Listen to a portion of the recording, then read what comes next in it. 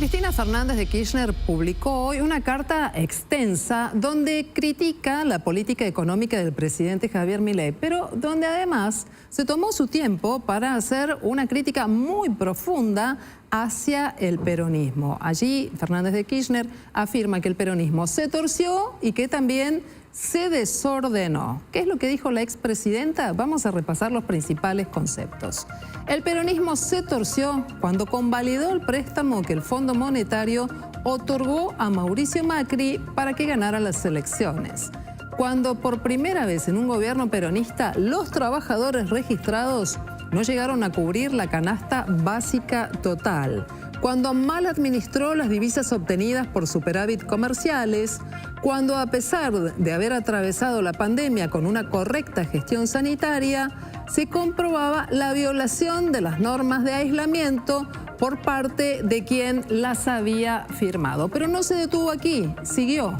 El peronismo se desordenó cuando no advirtió la modificación de las relaciones laborales, cuando no reparó en las profundas modificaciones surgidas en el campo de la comunicación social, cuando dejó de recordar que no solo donde hay una necesidad hay un derecho, sino que es justo que cada uno produzca por lo menos lo que consume. Y cuando no planteó una revisión y una reforma profunda de la educación pública, cuando no impulsó la reversión del déficit fiscal a través de la reducción del gasto. ¿Qué pensarán los dirigentes del peronismo, donde en el mes de noviembre se votan autoridades? Para hablar de este tema y de las críticas, vamos a consultar esta noche al ex senador nacional Eduardo Menem para ver qué lectura tiene de esto que ha dicho la expresidenta y cómo lo tiene que tomar el peronismo. Eduardo Menem, buenas noches. Gracias por acompañarnos aquí en Noticias a las 20:30. ¿Cómo está usted? Gracias por llamar. Bueno, las declaraciones de esta señora no se las puede tomar en serio. ¿Por qué? Porque habla de que cuando se torció el peronismo lo destruyeron ella y su esposo, lo colonizaron, dejaron de ser, usaron el peronismo para llegar al poder, después hicieron kirchnerismo puro. Y violaron todo la doctrina del peronismo, hicieron uso y abuso del poder para hacer lo que quieran, todo para mantenerse en la palestra durante varios años, ¿no? Como tenían pensado, con un plan primero él, después ella, después él nuevamente. Bueno, se les cortó cuando el Néstor Kirchner muere, y ella siguió llevando al país al fracaso total, ¿no? En el año 2008, cuando fue que casi llevan al país a la guerra civil con la lucha con el campo, bueno, cuando desempata el vicepresidente Cobos con el famoso voto no positivo, pero siguieron aplicando ese método, llevarse todo por delante, el vamos por todo. Hicieron desastre, vea. Yo no conozco un gobierno democrático que haya hecho tantos desastres. Fíjese, intervinieron el INDEC para falsear las cifras, ¿no? Para decir que había menos pobres que en Alemania. Y bueno, ese chiste nos salió caro porque había bonistas cuyos bonos estaban atados a los datos del INDEC, y como fueron falsificados le hicieron juicio y ahora la Argentina va a ser condenada a pagar una suma muy grande de Eduardo, dinero. Si usted me permite.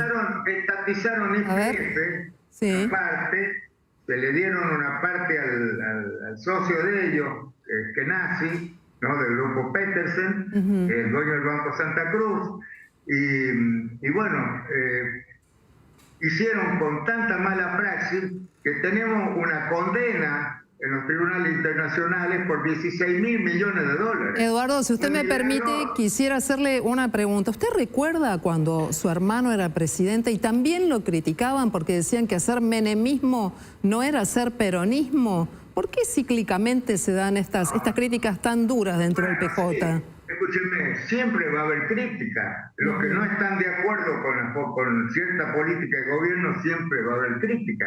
Pero vamos a los resultados, ¿no?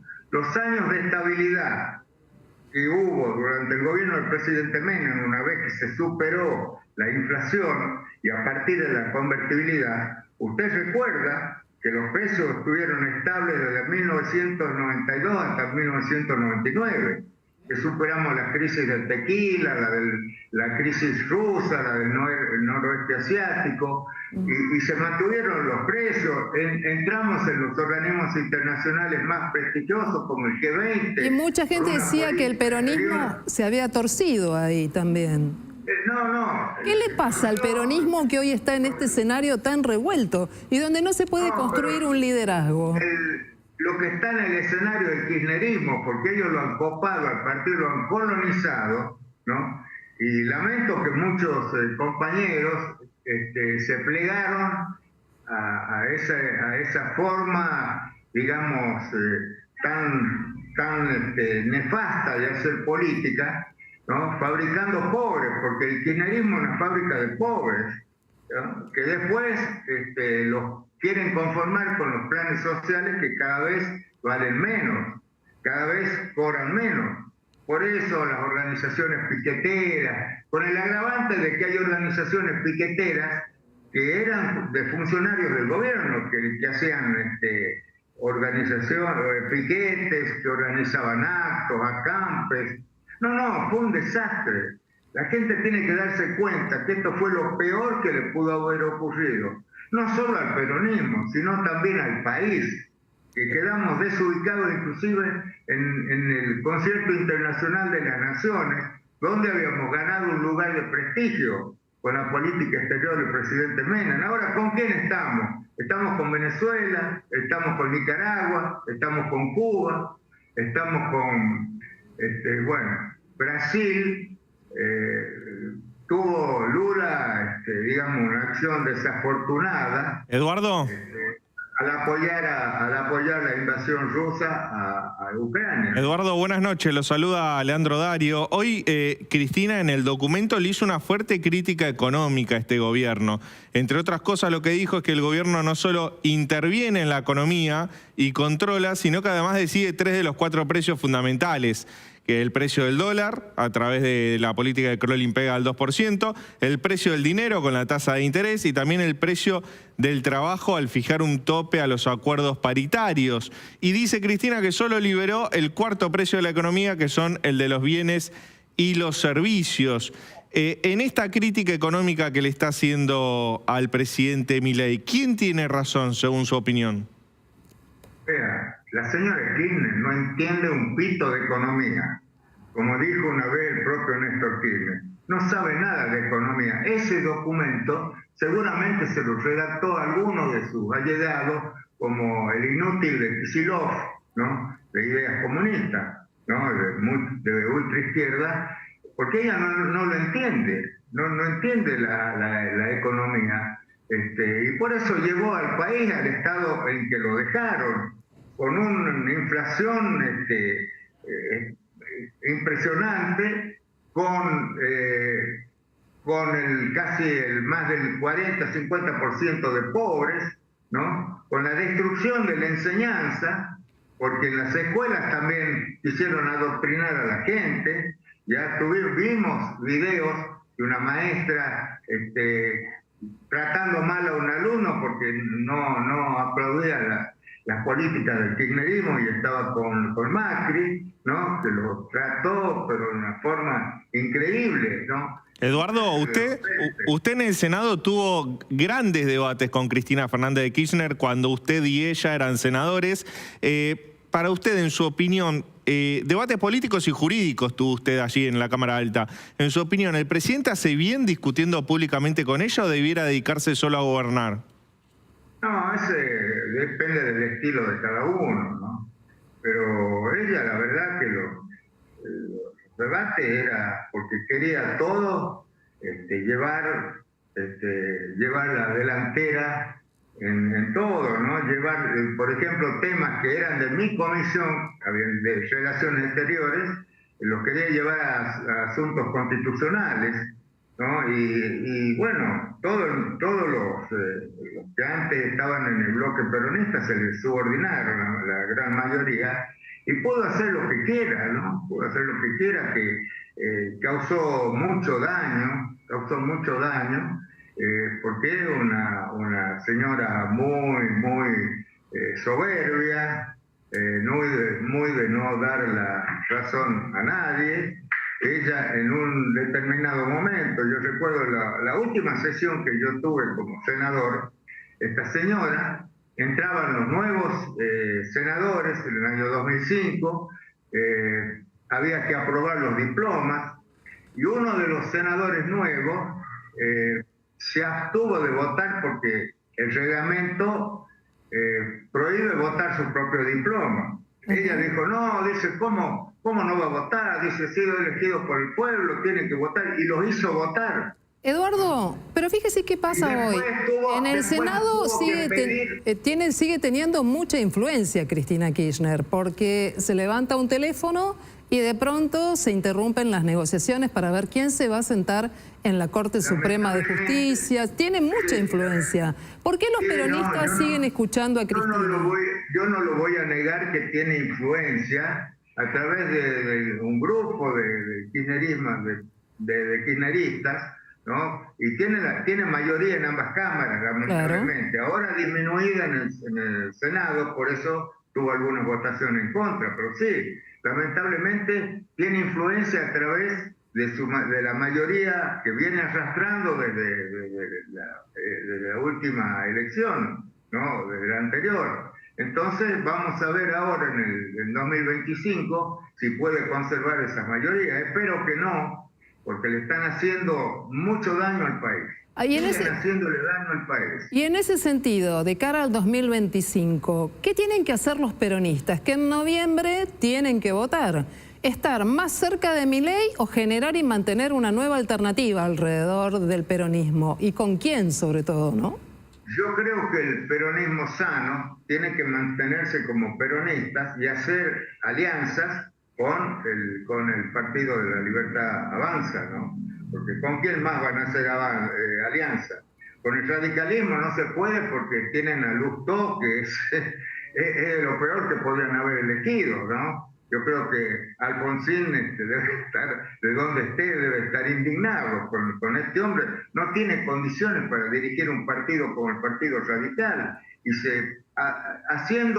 haciendo alianzas con el kirchnerismo se hizo nombrar al frente de la Comisión Controladora de los Servicios de Inteligencia, ¿no? Y vota siempre en contra del gobierno, aliado con los kirchneristas. Pero si el peronismo... El que provocó la 125 sigue siendo kirchnerista. Pero si el peronismo se alía con la Libertad Avanza, ¿pierde su identidad? ¿Cómo? Si el peronismo queda como aliado de la Libertad Avanza, ¿pierde su identidad?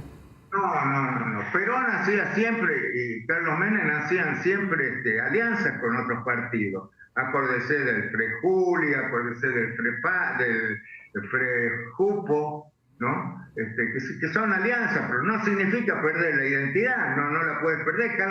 Cada partido conserva su identidad, pero hacen alianzas a los fines legislativos, a los fines políticos. No es perder la identidad bajo ningún punto de vista. Los que hicieron perder la identidad al peronismo son los kirchneristas.